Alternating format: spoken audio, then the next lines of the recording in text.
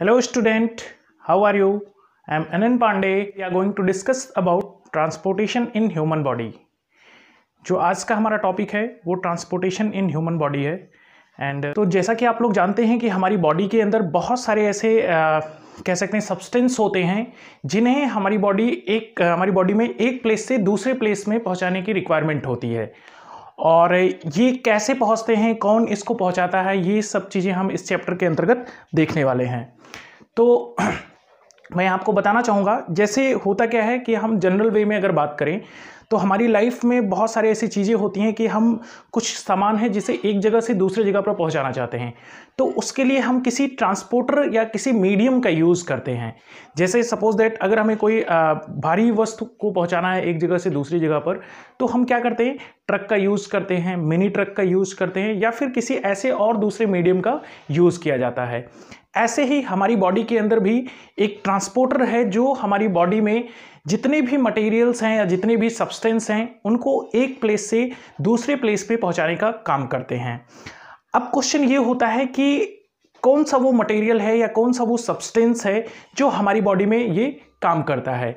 तो आप सभी को पता है कि हमारी बॉडी में ब्लड जो है वो ट्रांसपोर्टर का काम करता है, या ब्लड ही वो ऐसा सब्सटेंस है या ऐसा मीडियम है जो क्या करता है, हमारी बॉडी में जितनी भी चीज़ें हैं, लाइक वो कार्बन डाइऑक्साइड हो गया, ऑक्सीजन हो गया, सॉल्ट हो गया, या फिर और कोई न्यूट्रिएंट हुआ जो हम फूड के थ्रू लेते हैं, वो सभी हमारी बॉडी के पार्ट्स तक पहुंचाने का जो काम करता है वो कौन करता है, ब्लड करता है।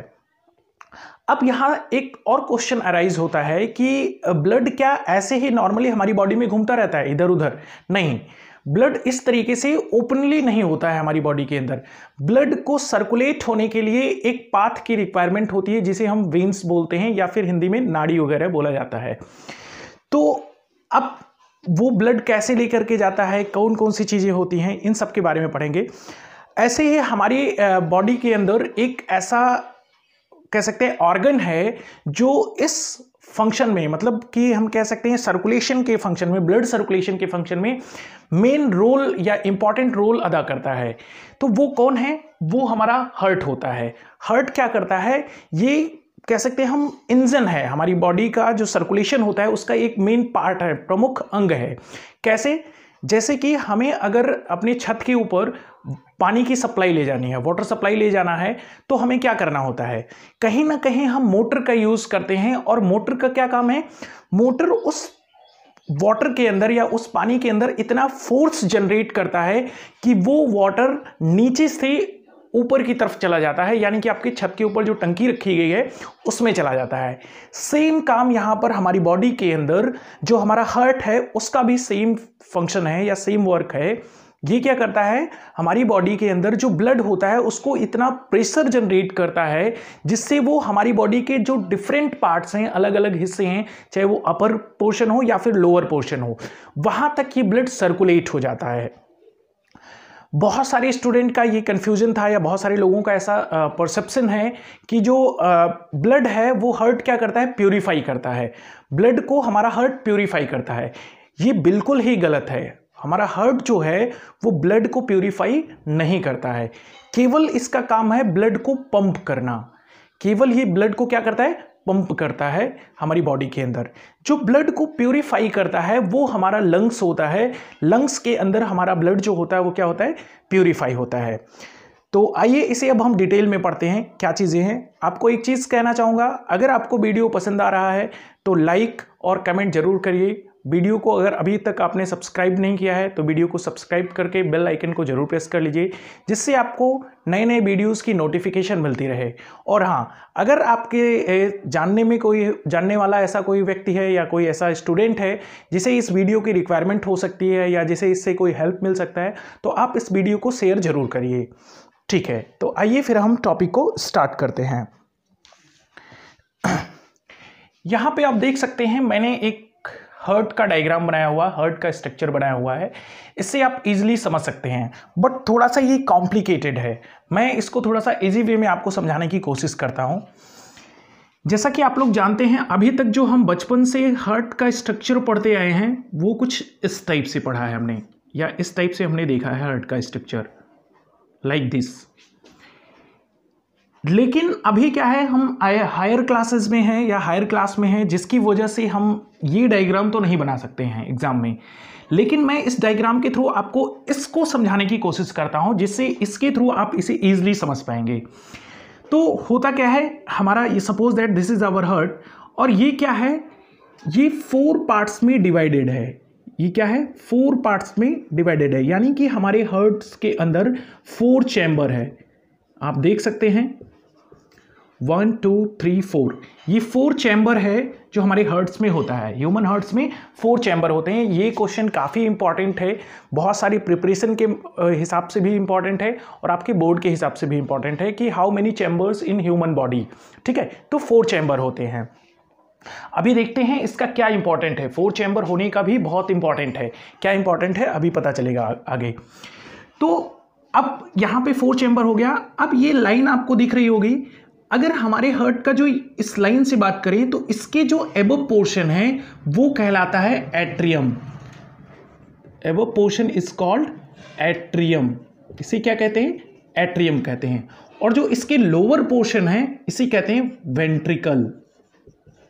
वेंट्रिकल बोला जाता है। ठीक है, अब होता क्या है, अपर पोर्शन को एट्रियम कहते हैं, लोअर पोर्शन को वेंट्रिकल कहा जाता है, या अपर पोर्शन को ऑरिकल भी बोला जाता है। ठीक है, अब होता क्या है कि सपोज दैट मैं ऐसे ही खड़ा हूं, अब मेरा राइट हैंड साइड ये होगा, लेफ्ट हैंड साइड ये होगा। तो इसी हिसाब से जो ये अपर पोर्शन होता है, इसका जो ये वाला पोर्शन है, this is called right atrium and this is called left atrium. ऐसे ही नीचे वाला पोर्शन भी हो जाएगा same, this is right ventricle and this is left ventricle. ठीक है, तो ये 4 चैम्बर होते हैं, right atrium, left atrium, right ventricle, left ventricle. ठीक है, आई होप आपको बहुत अच्छे से ये चीज़ समझ में आ गया होगा। अब हम इस पे मूव करते हैं, इस डायग्राम के ऊपर। इसमें आपको दिख रहा होगा ये वॉल्व है, दिस इज कॉल्ड वॉल्व। और ये क्या नाम है इसका बाइकस्पिड और ट्राइकस्पिड वॉल्व होते हैं।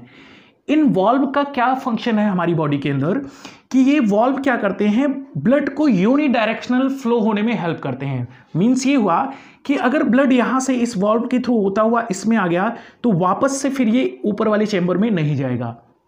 बताते हैं कैसे क्या होता है। अब ये इतना समझ में आपको आ गया, आप चाहें तो इसको नोट भी कर सकते हैं, वीडियो को पॉज करके। मैं सामने से हट जा रहा हूं। ठीक है, आई होप आपने ये चीज नोट कर लिया होगा।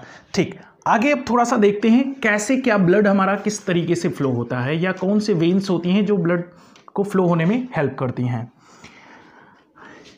सपोज दैट ये हमारा हार्ट है, दिस इज आवर हार्ट। अब होता क्या है कि बॉडी पार्ट से हार्ट की तरफ जब ब्लड को ले जाएगा कोई वेन्स, जो वेन्स ब्लड को लेकर के जाता है from the body parts to heart, तो उस वेन्स को हम बोलते हैं ओनली वेन। उसे क्या बोला जाता है, केवल वेन बोला जाता है। और जब लार्जेस्ट वेन होगा, लार्जेस्ट वेन को हम बोलते हैं वेना कावा। ऐसे ही हार्ट से जब ब्लड फ्लो हो करके वापस से बॉडी पार्ट्स में आता है, यानी कि प्योर ब्लड जब हार्ट से फ्लो हो करके बॉडी पार्ट्स के अंदर आता है, तो क्या हम बोलेंगे, उसे बोलते हैं artery. This is called artery. अब होता क्या है, जो वेन्स में ब्लड फ्लो होता है वो इम्प्योर होता है या डीऑक्सीजनेटेड होता है। दैट्स मीन उस ब्लड के अंदर कार्बन डाइऑक्साइड मिक्स होता है। और जो फिर वापस से प्योर ब्लड फ्लो होता है आर्टरी के अंदर हार्ट से बॉडी पार्ट्स में, उसके अंदर ऑक्सीजन मिक्स होता है। अब होगा क्या, ये वेन्स सपोज दैट आया, आगे चल करके ये वेन्स क्या होंगे, हमारे बॉडी पार्ट्स में जाएंगे, सेल्स के अंदर। अब सेल्स के अंदर पतली पतली फाइन और यहाँ पे वेन्स होते हैं, फाइन वेन्स होती हैं।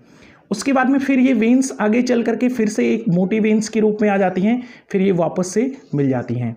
तो ये जो पतली पतली आपको वेन्स दिख रही है, दिस इज कॉल्ड कैपिलरीज। इसे कहते हैं कैपिलरी। ठीक है, कैपिलरीज होती हैं ये। अब ब्लड इन्हीं के थ्रू फ्लो होता है, यानी कि कहीं भी सेल्स के अंदर ब्लड ओपनली नहीं फ्लो होता है। इसीलिए ह्यूमन बॉडी के या ह्यूमन जो बॉडी है उसमें जो ब्लड सर्कुलेशन है उसे बोला जाता है closed blood circulation. Closed blood circulation का मतलब हुआ कि ब्लड कहीं भी ओपनली फ्लो नहीं हो रहा है। जबकि अदर जो होते हैं एनिमल्स या अदर कुछ एनिमल्स होते हैं जो लोअर एनिमल्स होते हैं, उनमें क्या होता है, वेन्स यहाँ तक आया, यहाँ तक सपोज दैट वेन्स आया, अब वेन्स सेल के अंदर क्या होगा, ब्लड ओपनली फ्लो होना शुरू हो जाएंगे, इसीलिए उनका ओपन ब्लड सर्कुलेशन होता है। ठीक है, तो ये भी क्वेश्चन काफी इंपॉर्टेंट है कि ह्यूमन के अंदर किस टाइप का ब्लड सर्कुलेशन होता है, तो क्लोज्ड ब्लड सर्कुलेशन होता है। ठीक है, तो ये चीज आपको समझ में आ गया होगा। ठीक है, अब बात करते हैं इसकी, इस पे क्या होता है।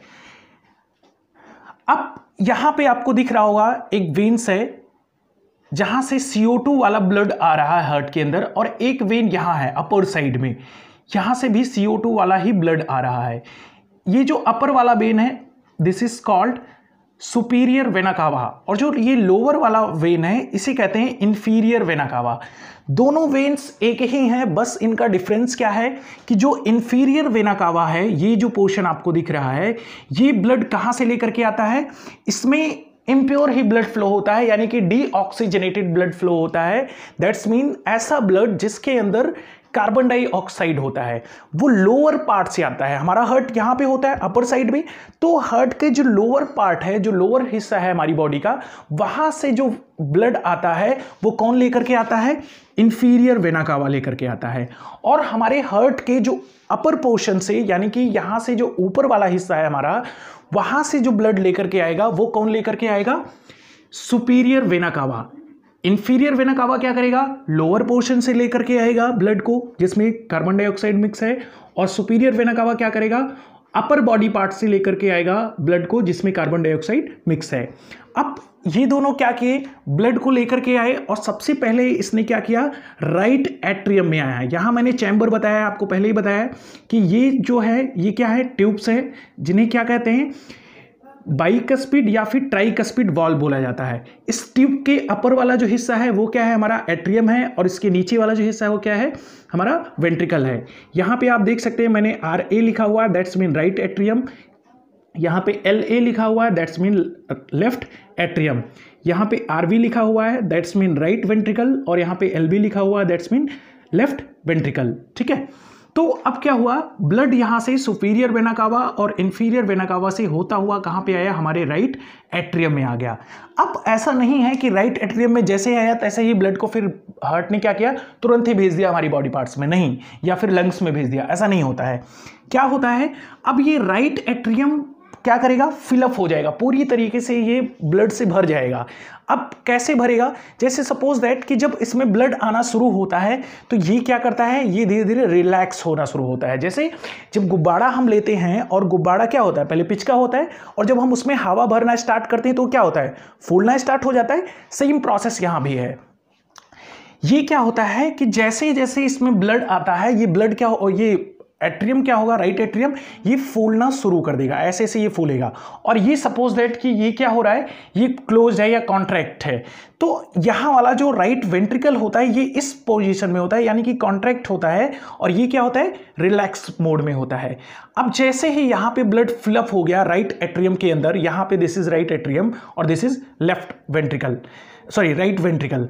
अब जैसे ही यहाँ पर ब्लड फ्लो मतलब फिलअप हो गया, तैसे ही ये क्या करेगा, कॉन्ट्रैक्ट करेगा, और ये नीचे वाला ओपन हो जाएगा। ठीक है, अब इस तरीके से ब्लड क्या होता है, फिर यहाँ से इस ट्यूब के थ्रू यहाँ आ जाता है, और जैसे ही सारे ब्लड आ जाएंगे ये ट्यूब क्या होगा, क्लोज्ड हो जाएगा। और फिर ये क्या करते हैं, ये हार्ट क्या करता है, फिर से प्रेशर जनरेट करता है, और जिसकी वजह से ब्लड यहाँ से फिर क्या होती है, वापस ये ट्यूब क्लोज हो चुके हैं इसलिए इसमें नहीं जाएगा, इस वेन्स के थ्रू होता हुआ, जो कि पल्मोनरी आर्टरी है आपका, इसके थ्रू होता हुआ हमारे कहाँ जाता है, लंग्स के अंदर। लंग्स के अंदर ये पहुंचता है, पल्मोनरी आर्टरी। यहां पर वर्ड एक यूज किया गया है, पल्मोनरी। आपको ये चीज काफी अच्छे से पता होना चाहिए, अगर किसी वेन्स के पास में या किसी वेन्स के साथ में पल्मोनरी वर्ड्स यूज किया गया है तो दैट्स मीन वो वेन या वो आर्टरी कहीं ना कहीं हमारे लंग्स के साथ में जुड़ा हुआ है।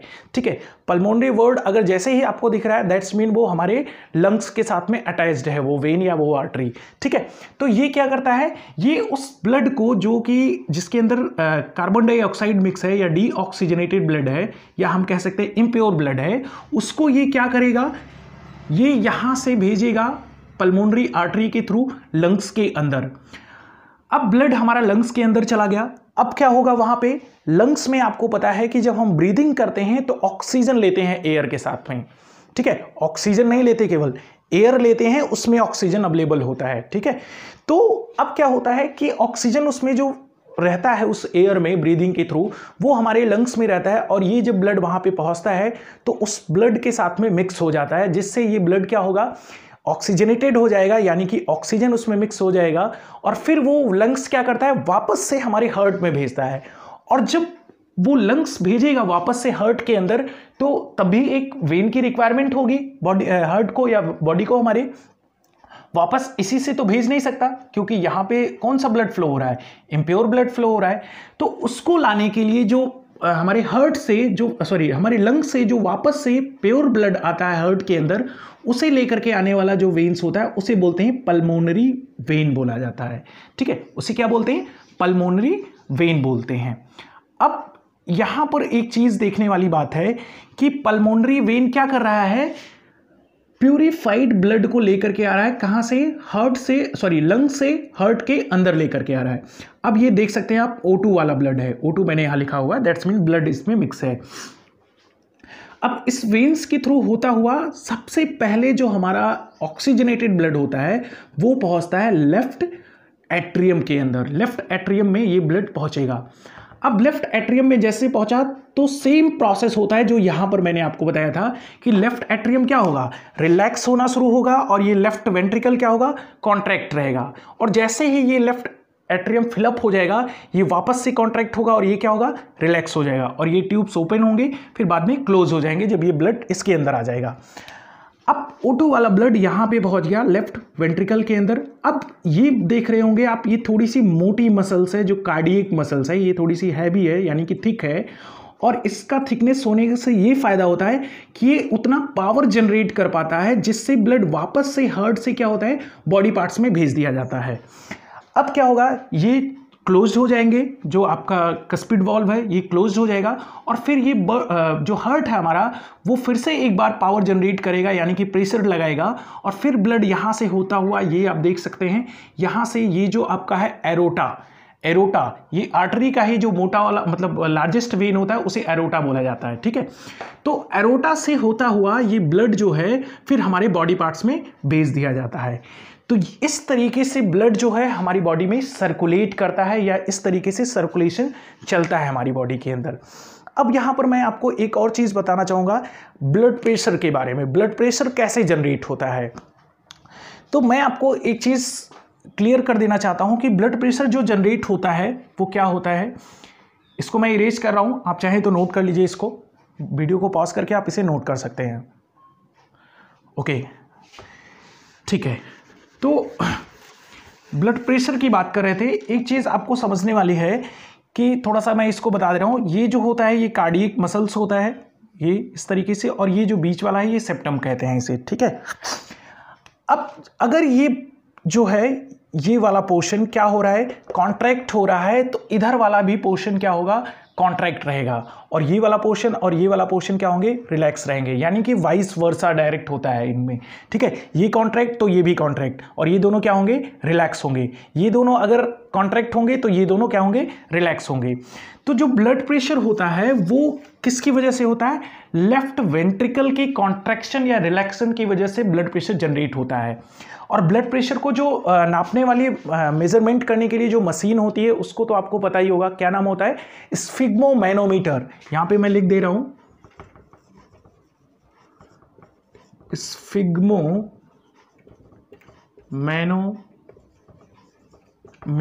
ठीक है। स्फिग्मोमैनोमीटर से ब्लड प्रेशर क्या किया जाता है, मेजर किया जाता है। अब कैसे होता है, जब ये कॉन्ट्रैक्ट होता है लेफ्ट वेंट्रिकल, तो ये क्या करता है, प्रेशर जनरेट करता है इस वेन्स के अंदर, जो हमारा पल्मोनरी जो हमारा एरोटा है उसके अंदर क्या करता है, एक प्रेशर जनरेट करता है जिससे ब्लड फ्लो होता है। तो जब ये कॉन्ट्रैक्शन में रहता है उस टाइम जो इस वेन्स का प्रेशर होता है वो होता है 180 mm ऑफ Hg मर्क्यूरी, ठीक है। ये नॉर्मल ह्यूमन की बात है। कब होगा, जब हमारा लेफ्ट वेंट्रिकल क्या होगा, कॉन्ट्रैक्ट होगा, ठीक है, शॉर्ट फॉर्म में लिखा हूं, कॉन्ट्रैक्ट होगा।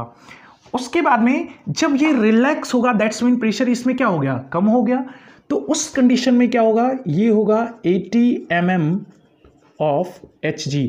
और कब होगा, जब हमारा लेफ्ट वेंट्रिकल क्या होगा, रिलैक्स होगा। ठीक है, तो इस तरीके से ब्लड प्रेशर क्या होता है हमारी बॉडी के अंदर जनरेट होता है। अब एक चीज और देखते हैं यहां पर कि बोला जाता है ह्यूमंस के अंदर डबल सर्कुलेशन होता है। ह्यूमन बॉडी के अंदर जो सर्कुलेशन होता है ब्लड का, वो डबल सर्कुलेशन होता है। वो कैसे होता है उसको समझते हैं। डबल सर्कुलेशन कैसे होता है ह्यूमंस के अंदर।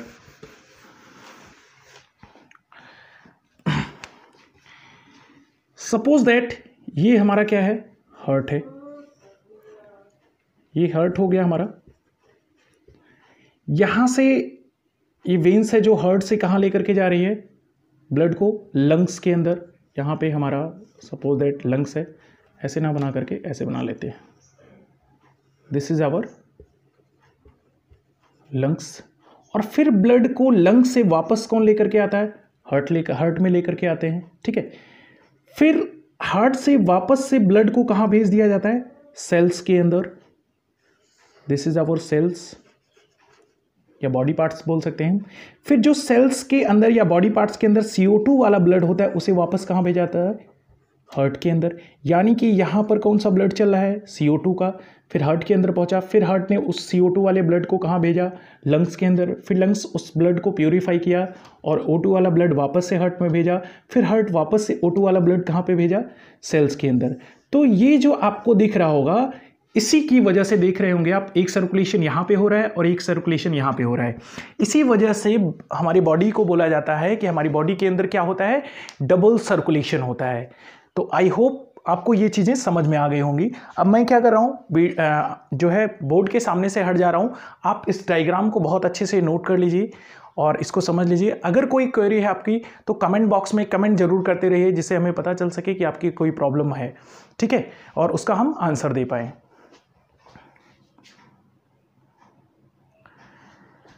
ओके, आई होप आपने नोट कर लिया होगा बहुत अच्छे से। तो एक जो हमारा टॉपिक होगा उसे नेक्स्ट वीडियो में लेकर के मैं फिर से प्रस्तुत होऊंगा आपके सामने। तब तक के लिए धन्यवाद।